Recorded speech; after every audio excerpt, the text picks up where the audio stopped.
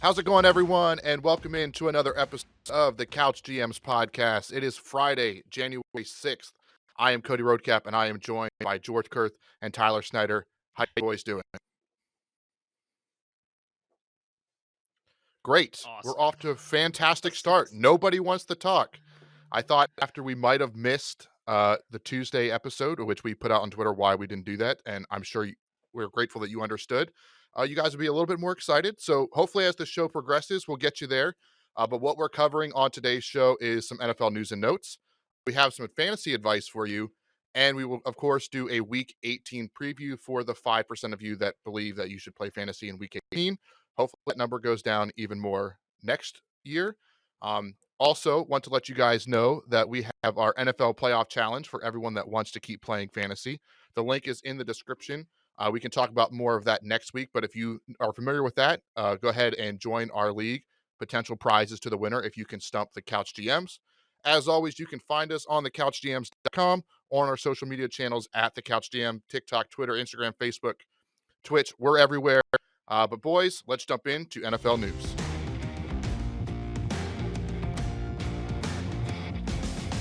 Alrighty, and kicking off NFL news, we do want to give an update on Damar Hamlin. First of all, since we were not on the air on Tuesday, thoughts and prayers and everything from the GMs went out to him immediately. We didn't put the shot because it didn't feel right. And today, as of recording on Thursday, we did get some good news. The doctors that have been with him did a little bit of a press conference and gave an update. The big news is they put it as he is neurologically intact. Whenever you are unresponsive for any amount of time, that is always a big concern. He does still have a breathing tube in, but is awake, responsive, like I mentioned, and communicating via writing. And I love that he put, "Who won the game?" Like, man, not even really aware that he hasn't been a part of society for 2 days. And he's like, "Who won the game?" The doctors, they had an amazing response saying, "You won the game. You won the game of life." There is no timetable on the breathing tube being removed, but things are looking positive. But guys, I do want to give this a bit of an open forum. Is there anything you want to say about the situation, how it moved you, or just your thoughts on Damar Hamlin? I mean, I just love. I mean, like you said, I love the who won the game. I mean, the competitive spirit that he has, like against all odds. Like it's kind of funny because after Damar Hamlin got injured, the whole football world, as a collective whole, I mean, the Couch GMs and all of us that eat, sleep, and breathe football, all of us said football doesn't matter right now. I don't care about football. I don't care about fantasy. The only thing I care about is Damar Hamlin. And with all of us saying that, he still wakes up, and you know what he cares about? Football. He doesn't even care about his own health. He cares about football. And that's just, it's cool to see that kind of competitive spirit. And I'm glad that he is at least in decent spirits after what happened. I'm glad to hear that he is awake. I'm glad to hear that he is able to communicate in writing. And I'm excited to hopefully see him get the breathing tube removed. And, I think we'd all love to hear a word from him about everything he's gone through. Yeah, it's absolutely amazing that he's finally making this recovery. It feels so much better recording this episode after hearing the good news today that he is, 100%. doing better. But the response from the football community, the fantasy football community, everything I think is what gets me the most, because that is the only time in my, life watching football that I've seen so many people just say the game doesn't matter. And like all the support for, Damar Hamlin's toy drive that he does every year, getting all of those donations from, NFL teams and owners, fantasy football players, fantasy, like our entire pool for our fantasy football league went to that because our owners decided that was the right thing to do in this situation. Like, I have not seen an outpouring in this way before. And I think it's because of how this touched us, how this game kind of humbled us to show that these are just guys playing football and we love it for our entertainment. Those guys are competitive, but this kind of thing brings it right back home. Yeah, I think Yeah. that's go ahead, Snyder. No, I was just going to say, it's amazing to see the progress of Damar Hamlin. I'm really glad that we're all able to share in the love for him and the hopes for him. But there's a couple things we got to stop doing. Two big ones in my opinion on this situation. One, I've seen countless people outpouring saying that they think this was caused because of his COVID vaccine. And you know what? This is not the place for politics. Leave politics out of this. Let's worry about the man's health. Let's worry about nothing else. It's not the place to put it on a platform and try to push your political beliefs or your views on vaccines or not. I don't care what your views are either way. This isn't the place for it. And two, and this one's, I can't believe that we even have to say this, but stop blaming T. Higgins. T. Higgins did nothing wrong. T. Higgins, I saw the videos online of, oh, well, he put his helmet down into his chest, and that's an illegal play, and that needs to get out of the game. It's part of the game. You see someone coming to tackle you, you put your shoulder down, you put your head down. He did absolutely nothing wrong. Um, it was a freak accident. It's a horrible accident, but nobody is to blame in this situation. So please stop blaming T. Higgins. And as much as we are giving thoughts and prayers and love and everything to Damar Hamlin, let's give it to T. Higgins as well. This man also deserves some love because can you imagine being in a situation where one of your brothers is laying on the ground and his life is on the line, and your hit is the one that started that? I can't imagine the feeling that has to be weighing on T. Higgins. So let's give him some love and respect as well. I couldn't agree more about showing the respect for T. Higgins. And I think what you said about the vaccine is great. And I'm going to take that a step further. Let's also stop speculating on what actually caused this. They're doing an investigation. They're running tests. I know there's a lot of people out on Twitter. They're like, "Oh, it's this." I'm not even going to try to pronounce the thing that when the heart stops, if it hit at the right time. We don't know what that is. Let's wait and see. Let's find out. I know we're in a world where we want instant gratification. We're in the notification where let's take a minute. Let's focus on Damar. Let's get him healthy, and let's see what comes out afterwards. Um, and again, we're just hoping for more good news revolving Damar Hamlin. But we're going to transition now into talking more about football, but we're going to stay right here with the Buffalo Bills and the Cincinnati Bengals because according to AP sources, it has not been confirmed by the NFL, but according to the AP, who vote on the MVP and very reputable, they have decided they're not going to resume this game. So what does that mean now? This game had a lot of playoff implications. It determined, if the Bengals would have won, they wouldn't have to play for the AFC North. Now they do. They think that playoff might just be decided by win percentage, and they're just going to have one game less. But some people are like, that is throwing up some red flags, like I mentioned about the Ravens, potentially who had the 1 seed as the Bills and the Bengals both had the head-to-head versus the Chiefs. So there's been other weird ideas out there. George, why don't you tell us about the first weird idea you heard and what your thoughts are? All right, so there's discussions that the 1 seed in the AFC would have to choose between having a bye week or having home field advantage.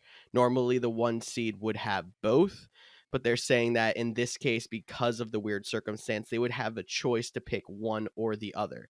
Basically, that would just mean that if the Bills happen to get the 1 seed, if they were to choose the bye and then played against, I don't know if it's either the Chiefs, the Bengals, or both, they would have to travel away for that. But that just seems like a whole scenario that's way too complex, like way more complex than it needs to be. I don't know about you guys. Yeah, I'm right there with you. I think this all needs to be complex. These weird ideas are quite interesting on how much they're overthinking it or going into it. I know it is, a very unique situation that we hope never happens again.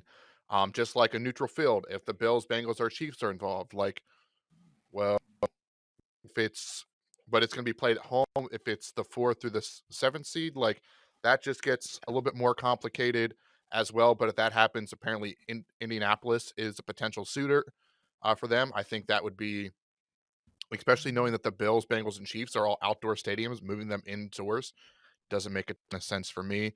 And then the one that's just the wildest, and I don't actually see this happening, is 8-team playoffs. It would need approval by the NFLPA. If this happens, this definitely seems like the NFL chasing something that they already wanted prior to using this situation to turn something else. Um, and it also really stink for the teams like the Tennessee Titans, which Tyler is one that benched everybody because Week 17 didn't matter. But if they would have won last week, they could have potentially been that 8th seed. But George, what do you got on that? Yeah, so like my biggest problem with the 8-team playoff is I don't think that it solves any of the issues that we're talking about. So the issues we're talking about is the Bills, Bengals, and Chiefs fighting for the 1 seed and the potential that the Ravens could have been playing for the division. And like adding another playoff team into the mix, it just gets rid of a bye for maybe even both conferences. Like maybe even the NFC gets penalized for what's going on with this. But also, it's just giving another team a free shot at making a run that's completely not involved in any of the scenarios that are being talked about. It seems like that's such a weird band-aid that's out in left field and does not even solve any of the issues that we're talking about. Yeah, I mean, you're talking about half of a conference making the playoffs. One of the biggest complaints about moving to the format they're at now, where 7 teams make the playoffs instead of 6, was the fact that too many teams are making the playoffs. So there's going to be too many like mediocre teams making it. And last year we didn't see that. We saw such a top heavy playoffs that it really didn't feel like that. But this year, I mean, we got 7 and 9 teams looking at games to make the playoffs, win divisions. I mean, the Packers honestly should not have a shot to be making the playoffs right now. The Lions should not have a shot to make the playoffs. The Jags, the Titans, outside of the division, they shouldn't have a shot to make the playoffs, but they do because there's already so many teams making it. And if we add another one, like the playoffs should be earned. Um, and I feel like with an 8-team playoff, there's going to be too many just mid-level teams that didn't deserve it. Yeah, I I'm know right there with you. the original argument for the 7-team playoffs is because there's almost always that division that somebody's going to get in with a sub 500 record, and then there's going to be a wild card at 10, 11 wins that doesn't make it, which I think is the big reason why they went to the 7. That's not happening in this case in either conference, but there's been plenty of other years where I think it was the year that the Seahawks made it at 7-9, ended up winning a playoff game, but there was a 10-win team that didn't make it. Like that was the reason we got to 7. 8, I think, would definitely balloon it too far. Yeah, so I think we're all in agreement that it's probably just going to come down to win percentage, and they're overthinking this.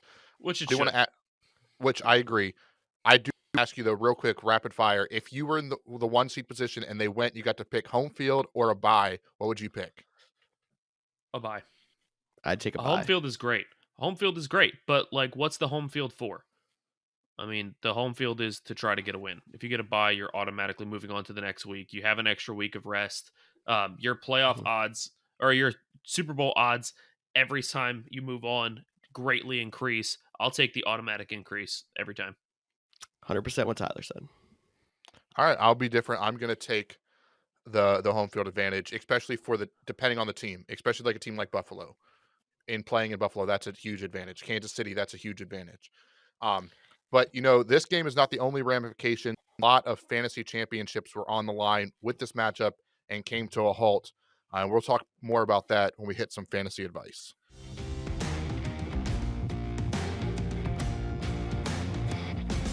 Alrighty, so I'm sure that everyone out here that listened to this for the fantasy advice, you were in a Week 17 matchup, and your championship game probably came down to 2 people, and one person either had players from the Bills and Bengals both, and you're trying to figure out what to do. So we're going to try to help you through it. We're going to talk through some of our ideas. So let's just get the ideas out there.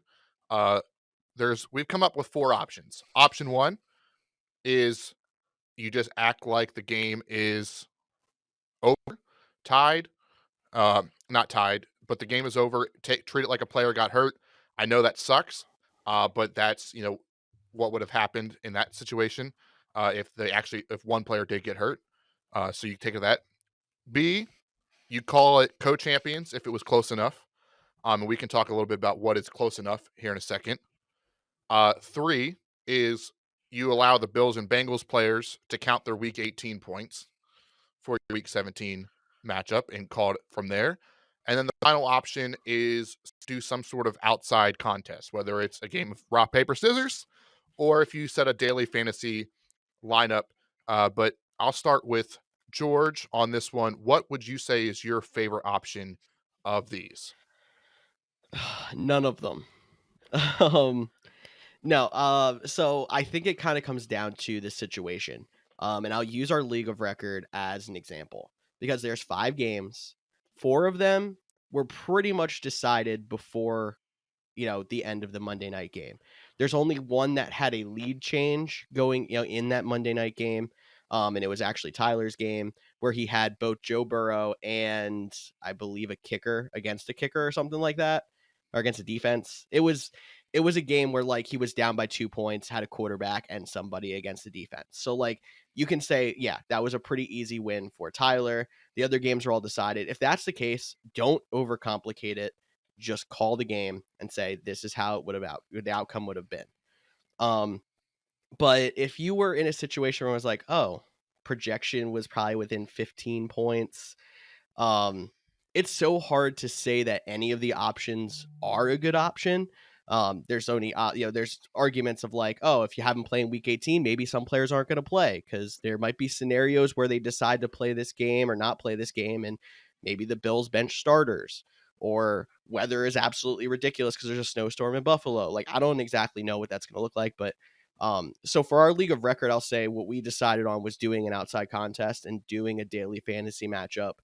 Because that way, then, as Tyler actually described it when he told me about this idea, you're basically putting the football mind out there and saying the best football mind is going to win this championship. Yeah, I liked that for the excitement factor. Because, and like I said, it has to be in a matchup where it's close enough. So I think it adds a little bit of an excitement factor. I think it adds some competitive edge. The issue comes in at, should there be a handicap or not? That's where the issue comes in. Or even if you do it in a different kind of way, if you do some other kind of contest, sometimes people are saying, I was projected to win by 10, so I should have a 10-point handicap. And my problem with that is projections. I think we put way too much credit into projections. I can't tell you the amount of times in a season that I say these projections are stupid. And that goes for any platform. I've seen ESPN say that I was projected to win when I knew I had no shot. I've seen NFL say that I was projected to lose by 5, and I'm like, that's absolutely stupid. I've seen Yahoo give me a 2% chance to win, and I ended up winning the game. Like, did I really have a 2% chance? No, it's just projections are dumb. So we're putting so much weight into these projections, into these auto-generated computer numbers, and saying, yeah, you deserve an edge because of this. So I think if you're going to do an outside contest like a daily fantasy, what you should do is just straight up, head to head, no handicap. Like, if it was close enough that you need to go to this to decide it, then it's close enough to say that nobody was a favorite. Let's go into the matchup. If it was anything greater, then I think you can go with one of the other options of, go with week 18 points, go with average points, and just figure it out from there. But I think the biggest thing we have to keep in mind is you are not a dictator as a commissioner. Sometimes you have to be. Sometimes you do have to just make the decision because the league is just going to argue, and you just have to make the decision and stick with it. But you do have a league of 10, 12, 14 people. Leave the voice out there. Let other people have an opinion and see what goes with the league. You might get some different ideas.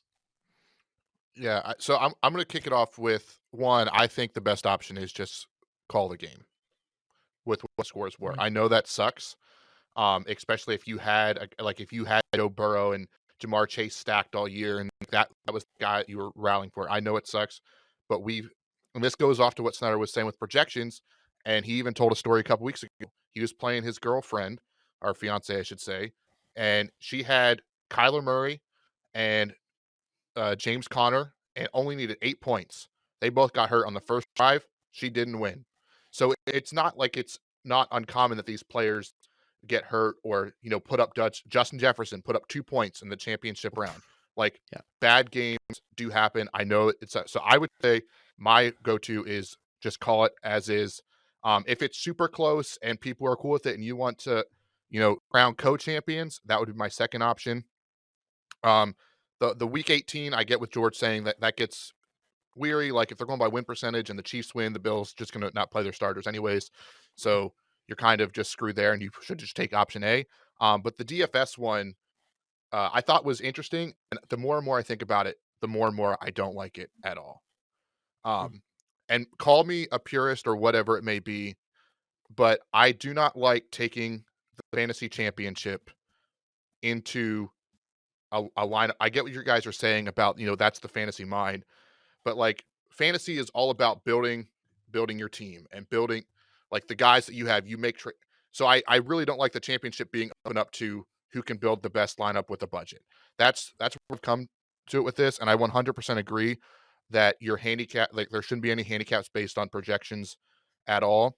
And if I would say if you're going to determine what is too close, I think a good number to look at is take average points and add 10 to it. So whatever their average total was and add 10. That would be the closest matchup. Or if they've already put up enough points. So for instance, Mike Evans, his average points are probably low because he only scored 2 touchdowns, but he just had a 3 touchdown game, put up over 40 points. So, his average might only be 13, be 26. If he could score 40, we've seen it already this year. And I think you can count that as close enough to call it. But that's just where my thoughts are. I know there's not a lot of great options out there. And it's also good to, talk to, like Tyler said, talk to the league and talk to the 2 people that are in it. Like in our league of records, it seems like the 2 guys in it, they kind of like came together and said, this is what we want to do. And they like, our league does have, money involved, and they're like, we're actually just going to donate this to Damar and we're just going to play for rights. And like, cool, that may work. But if you're in a league and that's serious, or even if it's just for fun and people are butting heads, I say just call it. Exactly. And yeah, I think as a commissioner, if you're in the championship game, that's a very tough spot because people are always going to be thinking that you're trying to push the league towards you winning.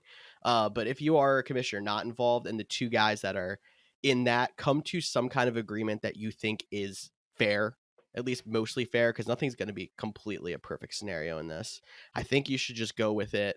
And I mean, maybe ask your other league mates and make sure that they're good with it. But if there's something that's barely fair, then just go with it, and that's going to be your best option for that, and not start any fights over something we're trying to have fun on. But I have one question for Cody, because you said your favorite idea is to call the game where it was. So if they end up calling this game a no contest, that technically wipes out all of the stats that happened in that first quarter, would you say then you should have everybody that was in that game in your lineup at 0, or take their stats as far as it went in the game and count it to that? So I believe every platform in fantasy right now has already posted the game as if it had happened and it just ended where it was, including the points. Yes. Look at your app right now. That's the final standings. Okay, so you're saying as far as it got, count it to that. Yeah, So they Burrow technically would have take away about the 6 stats or points, something like whatever. that. Yeah. We're not going to go back and remove points because I'm sure there's a league out there that 4-point touchdown for Joe Burrow won somebody a fantasy championship because that's all they needed. Well, technically, good example. Tyler would have lost if it's zeros, but Tyler technically won if you were going to count the whole, that game started, played partway through. He ended up winning by 10. So, I mean, we're obviously counting it a little differently. We're saying that, there was beyond a doubt that he was going to win regardless. He's going to win regardless. But if you were going by your theory, Tyler would have won if you counted the game, lost if you did not at all. Yeah, I don't like the whole call it where it is, personally. I mean, imagine you're a team that was down by 10 points and you had Joe Burrow, Devin Singletary, Joe Mixon, and a defense. You won. You were going to win.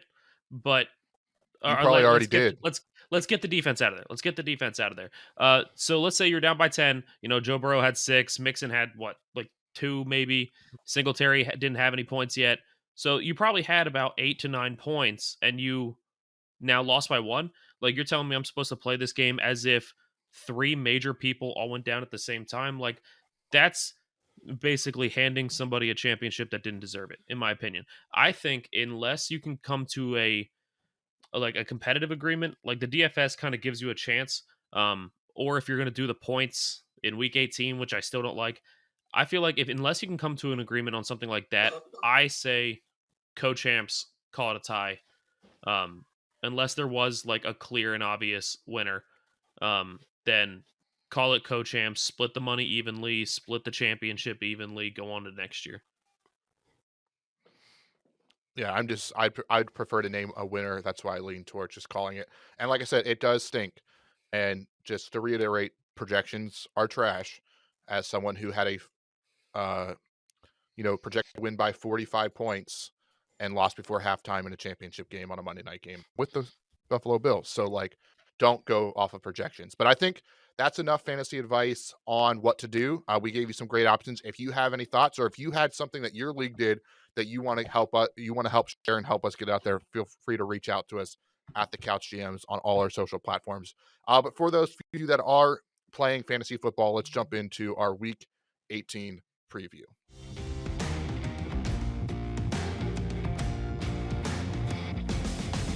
Alrighty, and kicking off Week 18, we have both Saturday and Sunday games. So we have two matchups on Saturday. The Kansas City Chiefs at the Las Vegas Raiders kick it off. For the Chiefs, the notable name is McCole Hardman.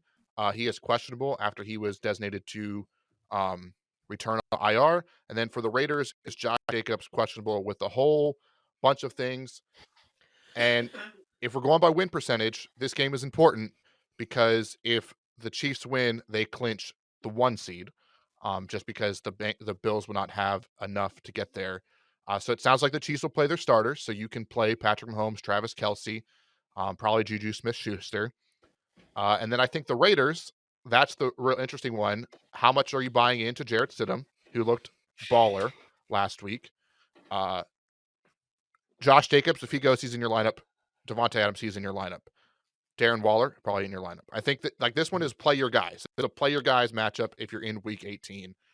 Is there any other names you want to hit on, or is someone you specifically want to highlight? Yeah, I would say Stidham is a streaming option. I would say he is a DFS play. I mean, he did look good last week. I don't want to overreact because now there's going to be tape on him, but the Chiefs defense is crap. So he should be able to put up some points. So I like Stidham in this matchup. George, anything to add? No, I think he kind of took the words right out of my mouth. I like Stidham as your sneaky play, and other than that, it's play your guys. I can actually move us on. We got Tennessee Titans traveling to the Jacksonville Jaguars in a game that means a lot here. This is for the division. So I'll let Tyler take it away with his Titans. Yeah, I'm excited for the chance of the Titans to make the playoffs at 8-9. What an embarrassment. But no, it is a big game, and I think both teams are going to bring their absolute all. So fantasy-wise, the Titans are an interesting one because Josh Dobbs actually looked pretty good. And he actually was able to throw the ball. He actually got the receivers a little more involved. And his favorite receiver was Treylon Burks, and he really got involved. The issue is Burks, who was super excited for this game, injured his groin in practice. He was limited yesterday. He did not practice today. He is now questionable for the game. All reports I'm seeing say that he's probably going to try to push himself to play. One, they're already so injured. I mean, who else do they even have to take the spot? And two, I don't see any way where Burks benches himself. Like, he's going to try to push it, but he might be limited. So he's a questionable play. I do like Chig Okonkwo if you need a tight end. Honestly, you could do a lot worse. Derrick Henry's going to be in your lineup. Jacksonville Jaguars. I will say that one of my favorite bets for this week is right now the touchdown passes for Trevor Lawrence is at 1.5. I like the over on that. I think that both teams are going to be, balling out because they have to. This is playing for everything. This is win or go home. This is basically a playoff matchup before the playoffs. So they're both going to be giving it their all. Titans have one of the best run defenses in the league, and they get Danico Autry and Jeffrey Simmons back this week. So their defense is going to be even more stout against the run, which means the Jags are going to have to pass it.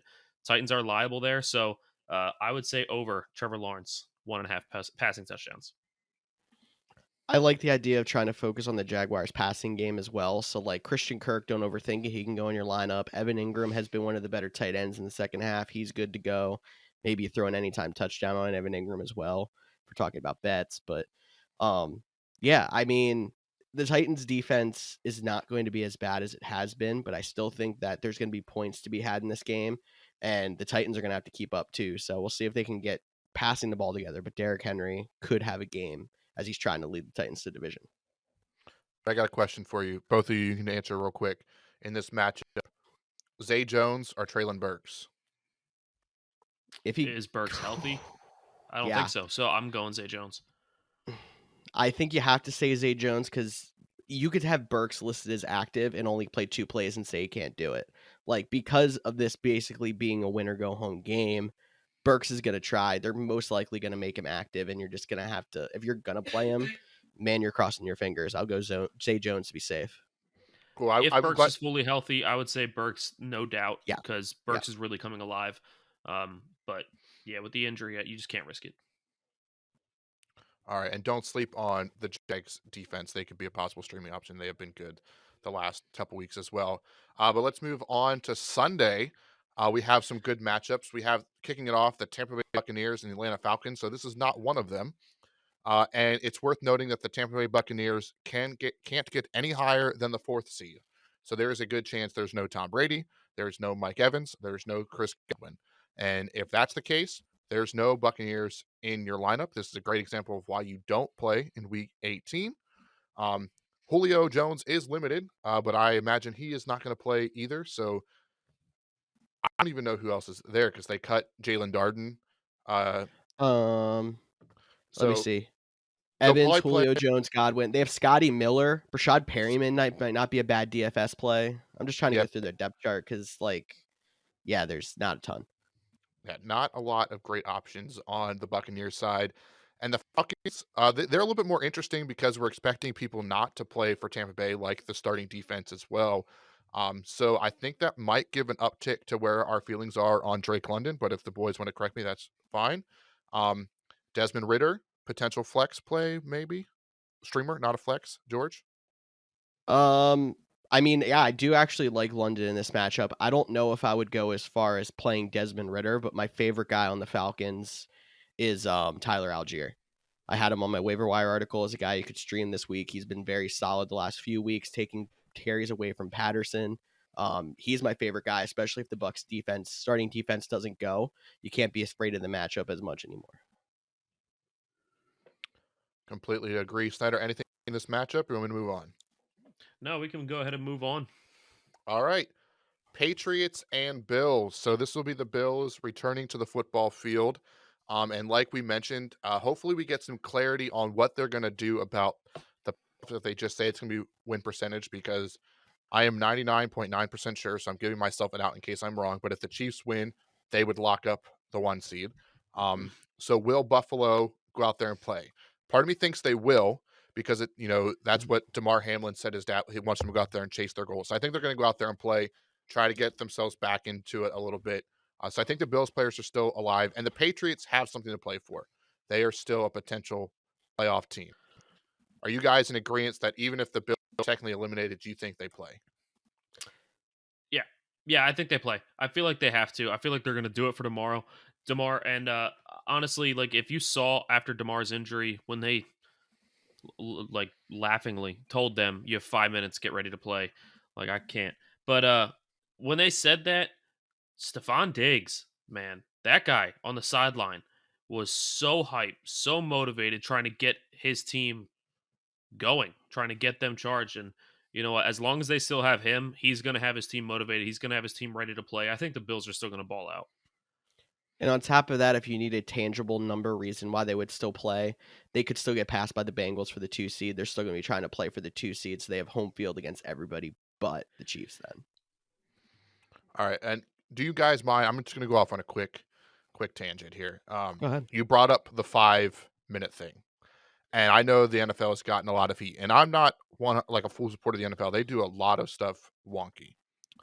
I will say, in this situation, I think they have taken too much heat for this. In my opinion, and this is just my opinion, there is protocol set into place on what happens.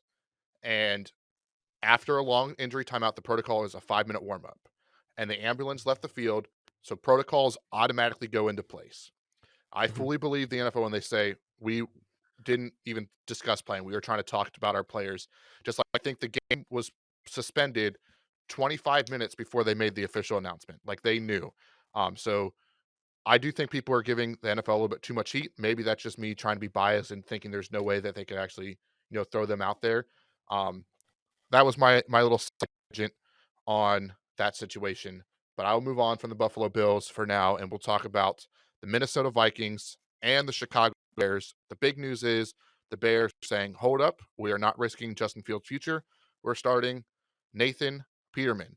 And you're not going to play him because he's got negative points as a fantasy quarterback before. So don't do that. But no Justin Fields. What about the other pieces? Like, are you still rolling with David Montgomery? The Vikings, they can still get the 2 seed, so I think they're going to play. They could still What are get your the guys' 1 thoughts? seed. They don't know because they're playing before the Eagles would. They still have a shot to pass there. I think aren't they one extra loss behind after Green Bay beat them? Or can they Oh still yeah, you're technically right. get That's it? true. No, I don't know their tiebreaker scenario against Dallas. If Dallas were to technically win that division, I'm not sure. Maybe they could only get the 2. I could be wrong. I'm not actually up to date on that one. But yeah, no. The Bears side, I think Montgomery's got to be your favorite play. I wish it was a wide receiver because the Vikings give up a lot of points through the air. They don't give as much on the ground. So there's not really a bear I love, but you might have to play Montgomery. Yeah.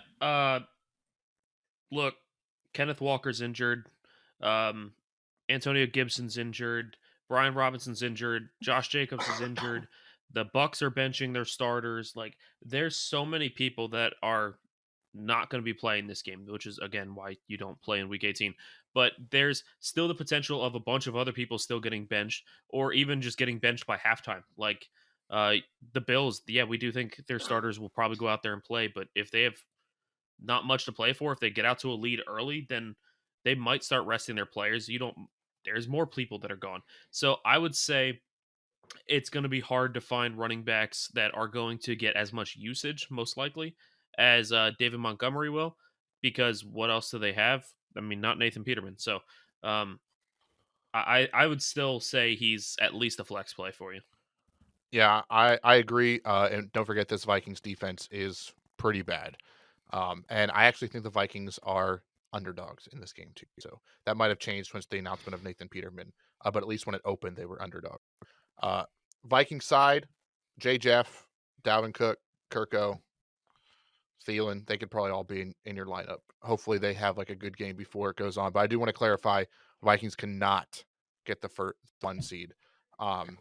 Dallas and San Fran have the tiebreakers on them. And if obviously Philadelphia has the tiebreaker on them straight up and they get past, they already have 4 losses. So before we move on, I think Snyder has something else to add for this game. Yeah, Vikings are 7.5 point favorites, just to clear that up. That had to have changed since the Peterman news, but I do feel like the Bears were never favorites, but they were opened close. as -1. I know that for no a fact. way.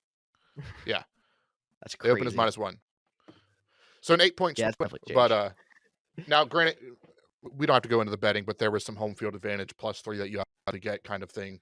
So was it truly a favor? But anyways, the game that could mean everything for the AFC North, Baltimore Ravens, Cincinnati Bengals. Lamar Jackson, like I told you, wasn't playing to the playoffs. He's not going to play this week again. Still not practicing. The Ravens should have just paid him this offseason, and he'll come back in the playoffs, and maybe he'll go on a little bit of run. Maybe he'll go right back to Cincinnati. That is a possibility as well.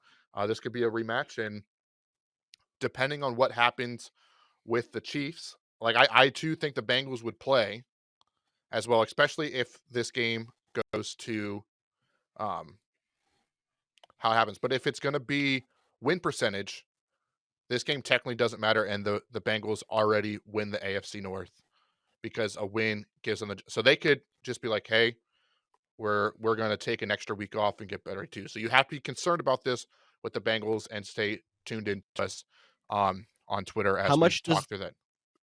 How much does the 2 seed mean to these teams now that there's not a bye? How do you think? Because the Bills and Bengals, even with win percentage, will be playing for the 2 seed. I think the 2 seed should still matter, whether it does for these teams because they've been through a lot. Because if you're talking about the 7 seed, you're talking the Patriots, the Steelers, and the Dolphins. If you're talking the 3 seed, you're playing the Chargers. Or the possibly Ravens.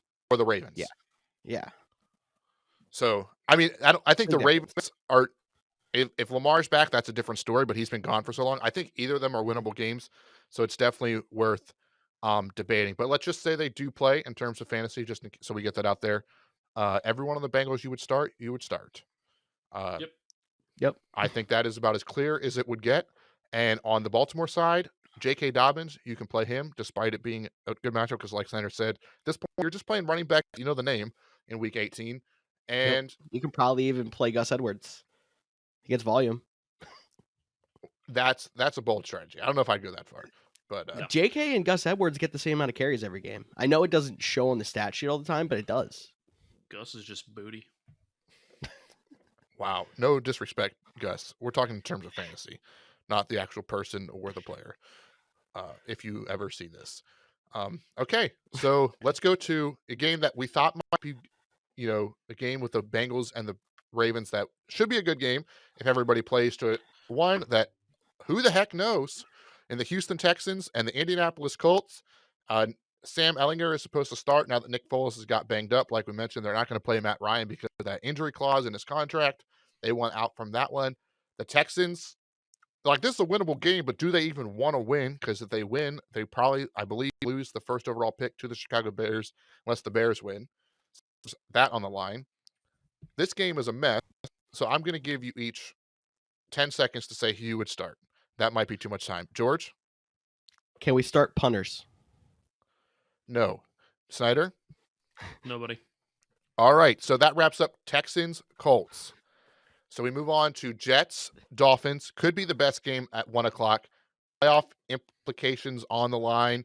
For this one, the Dolphins need a win and I believe a Patriots loss to get in for this one. The Jets, unfortunately, were eliminated last week, but Mike White will be back starting.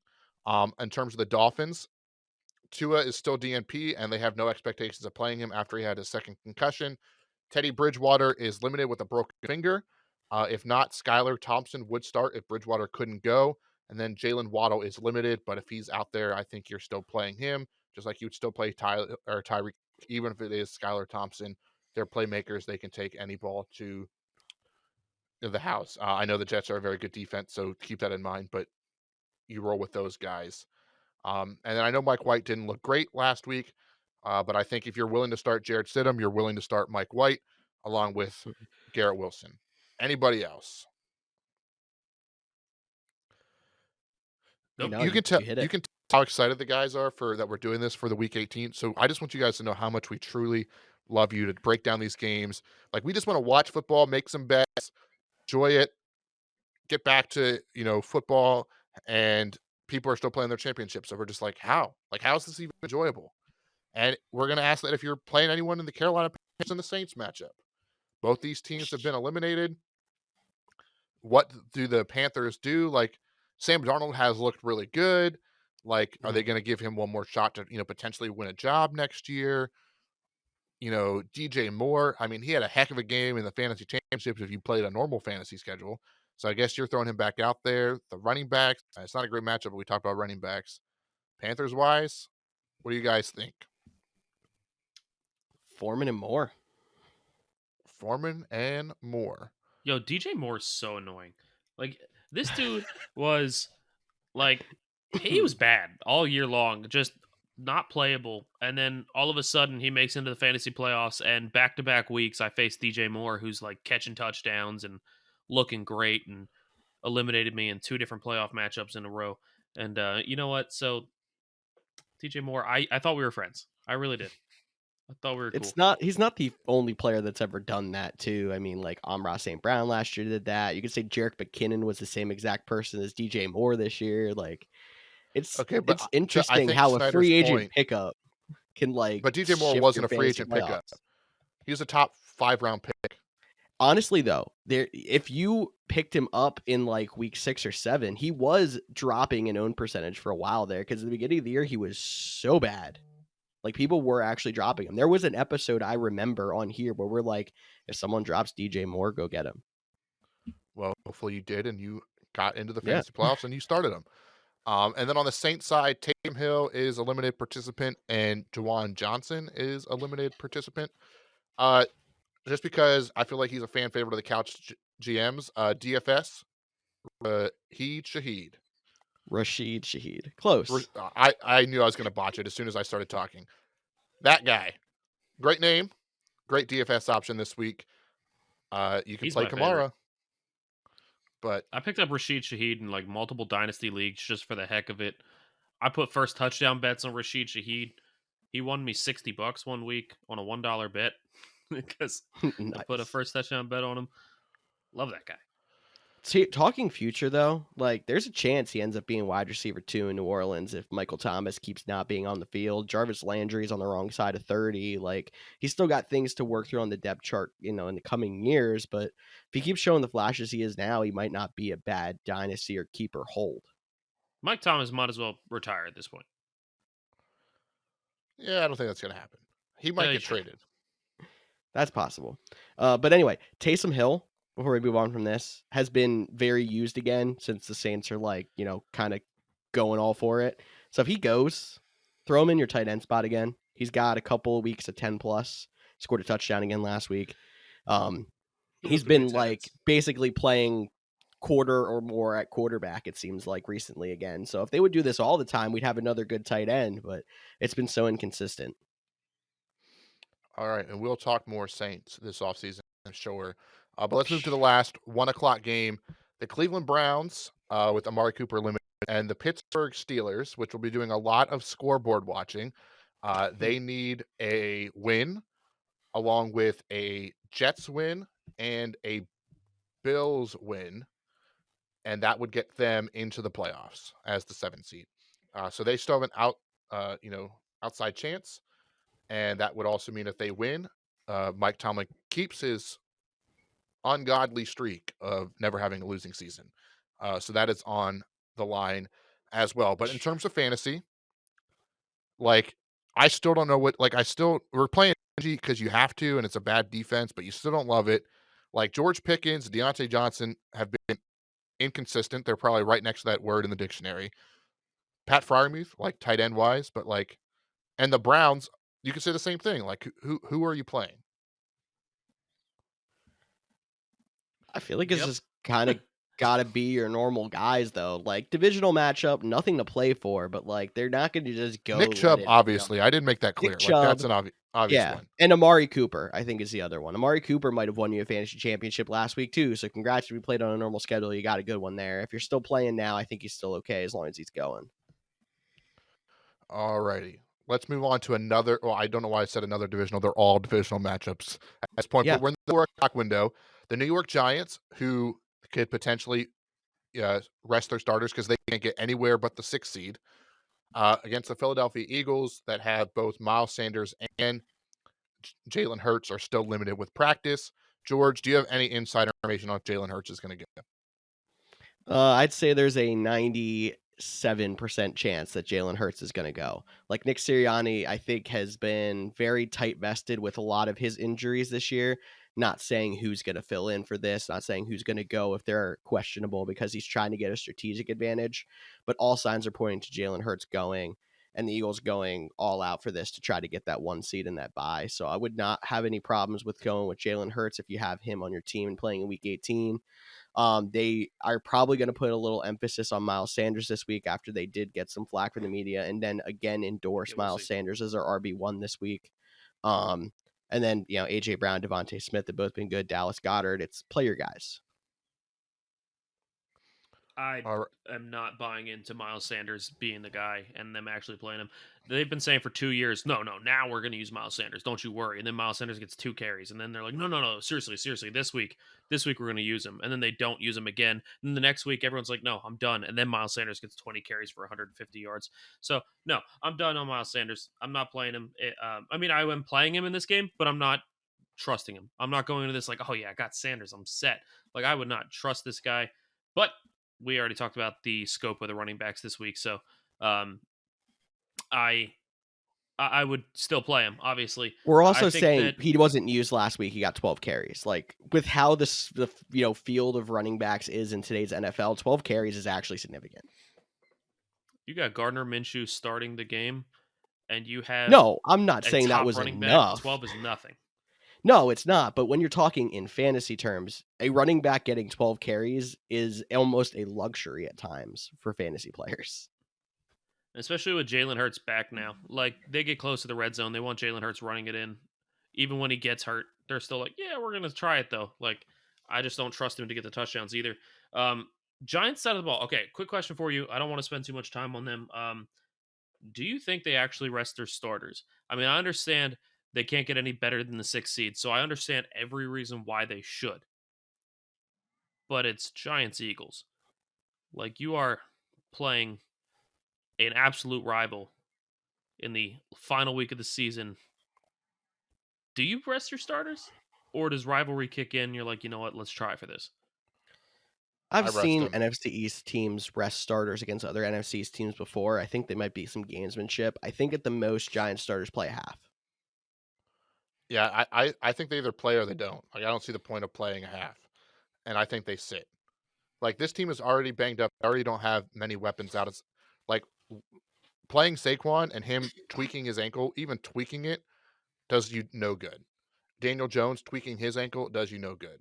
Like, unless you really want to play spoiler to keep the Eagles from not getting the 1 seed, but that's not even worth it to you because you're going to have to go to Philly even if you have to play them no matter what because they're going to be a higher seed because they'll at most be the 5th seed. So, like, you're not gaining any type of advantage. So, I don't think Giants play at all. All right, fair enough. Let's go ahead and move on to the next game. Same division. Dallas Cowboys at the Washington Commanders. Yeah, Gibson was placed on IR. Brian Robinson did not practice. He's injured. Jarrett Patterson was signed. Jonathan Williams is their other running back. Do we like any of these running backs? Are we starting anybody on Washington? I know they are not playing Heineke, but they're also not playing Carson Wentz from what I hear. Playing Sam Howell. Yeah. So, Rookie interesting. pick out of North Carolina. How are we feeling about them? Not great. I think you can still. So, if you don't know anything about Sam Howell because you weren't a big college fan, he is a gunslinger that is somewhat interception prone. So he's going to throw it around the field, but he's probably going to throw some picks. So you're not going to play him, but I think you can still play Terry McLaurin. I think you can probably throw Jahan Dotson in there because I think he will throw it around a lot. The thing is, Cowboys, there's no debate. They are definitely playing their starters. They might pull them if they look at the scoreboard at halftime and the Eagles are up 40-3. They're like, okay, we're going to pull their guys the rest because there's no chance. But they can still win the division. They can still get home field, not throughout, but they can still get home field advantage. They can get all the way up to the 2 seed. So they're going to play their guys, and with that, I think Zeke is in there. Tony Pollard is for sure in there now that he's expected to be back. Dak, I think you can stream him this week. Dalton Schultz, CeeDee Lamb.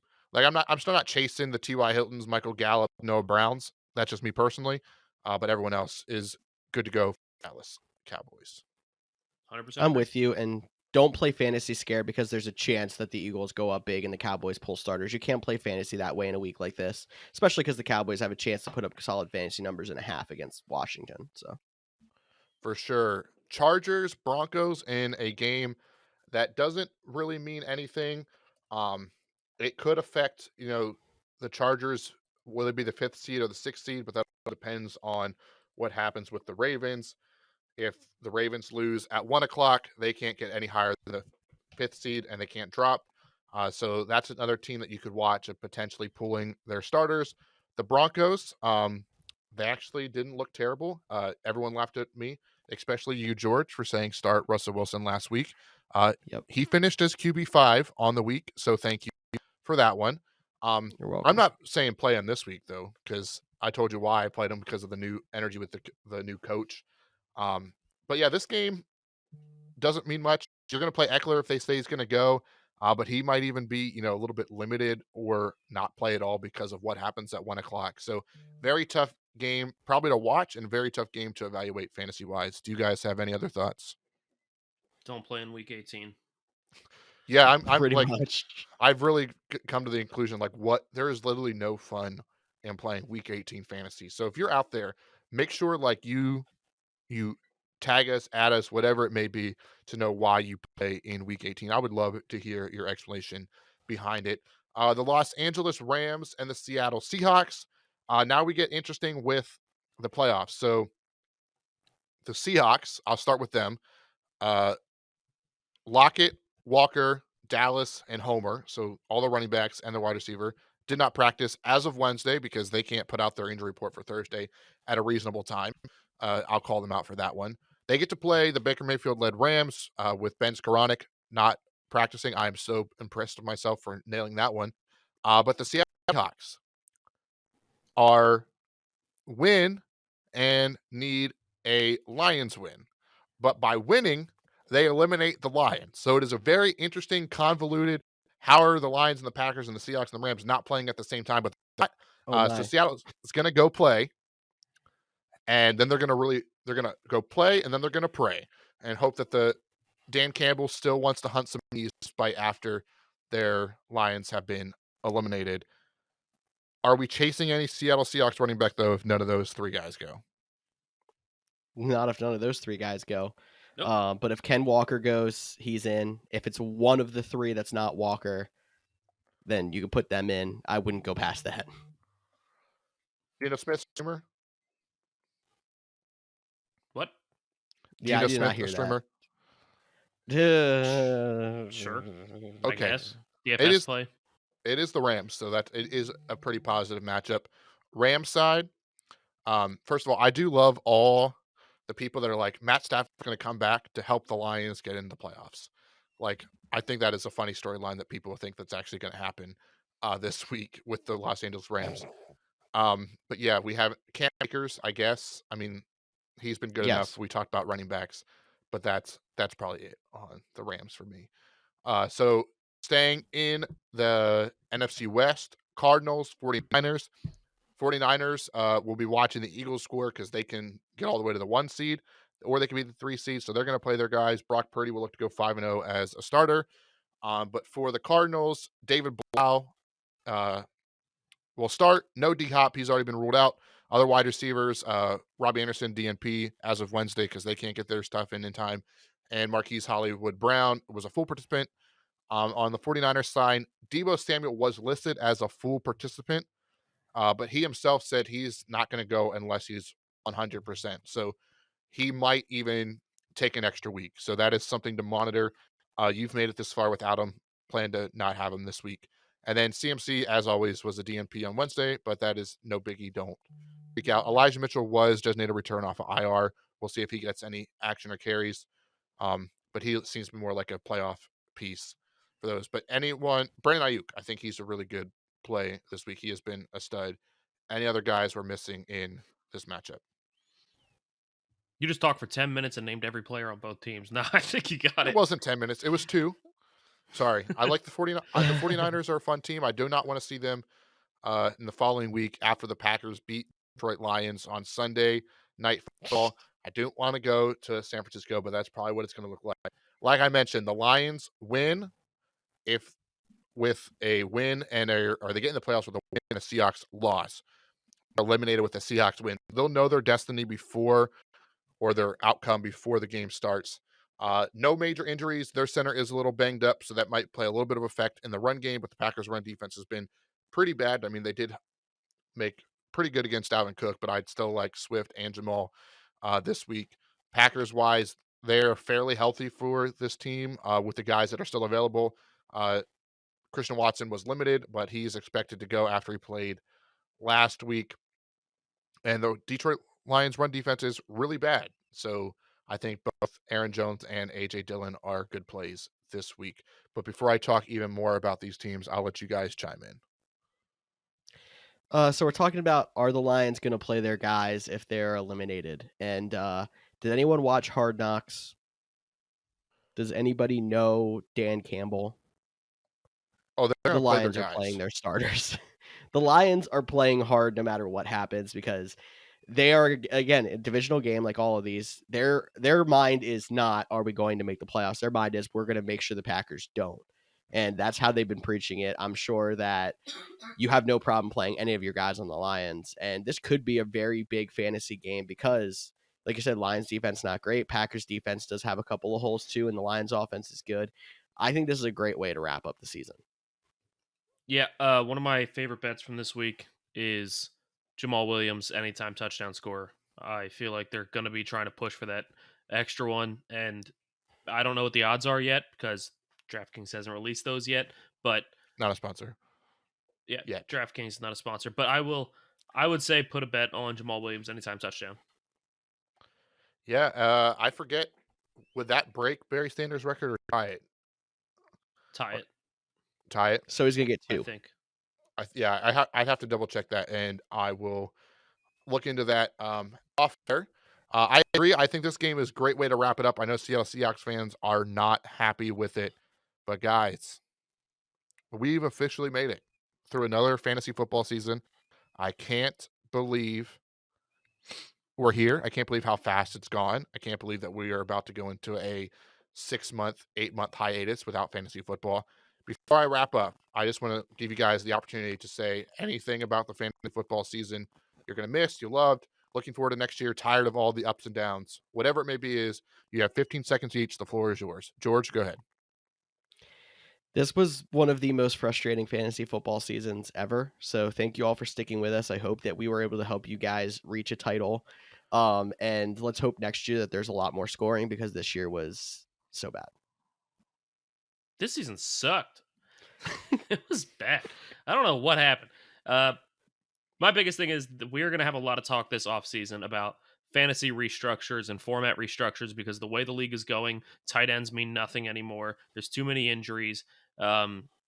Kickers, Cody has been trying to get out of the league forever, but it's looking like we're going to go to a team of, 7 flex spots, play whoever you want, and that's kind of the way we're going at this point. And they'll all be wide receivers.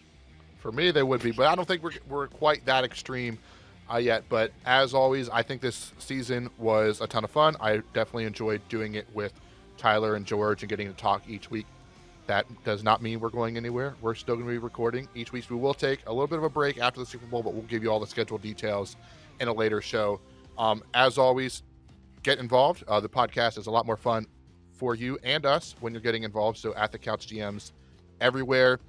Thanks again for listening to this week's episode. I'm Cody Roadcap with Tyler and George, and we'll see you all next week. Boom. Nice. Choo-choo.